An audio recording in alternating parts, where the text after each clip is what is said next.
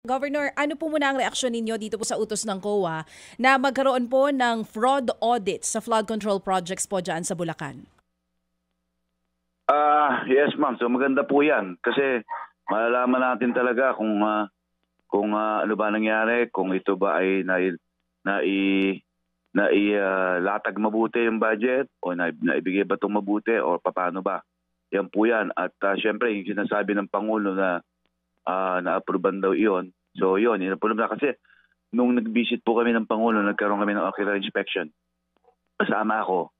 Nakita naman namin kung ano yung talagang nangyari doon sa mga flood control project nila at may mga hindi tapos at hindi na dredge kasi yun niya ang submit sa kanya ay completion.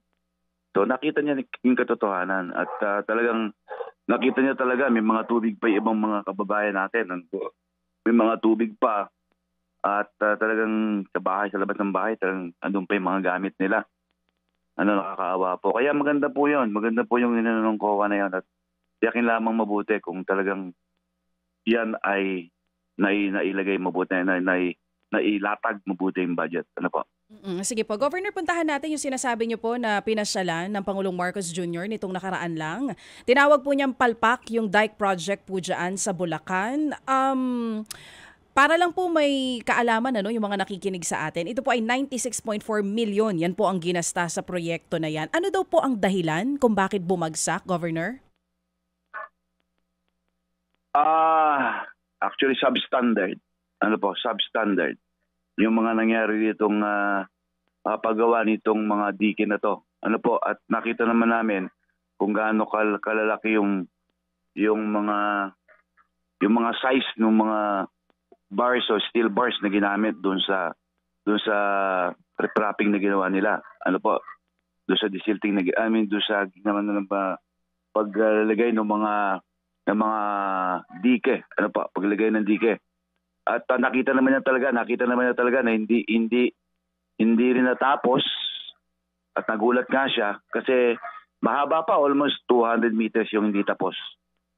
Pero sa kanyang opisina ay nakita niya na ito ay tinamit ng completion ng project. So yun po yun. At talagang nakita namin yung mga materials na talagang like yung kulang sa simento pero sobra sa buhangin. Yun po yung nangyari. At maninipis talaga. Very yung masyadong very thin yung mga ginamit na mga walling.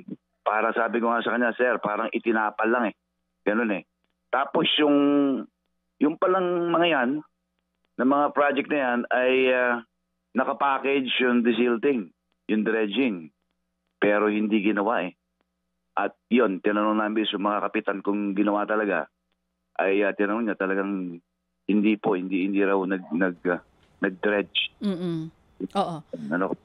Ayun pala, package yun.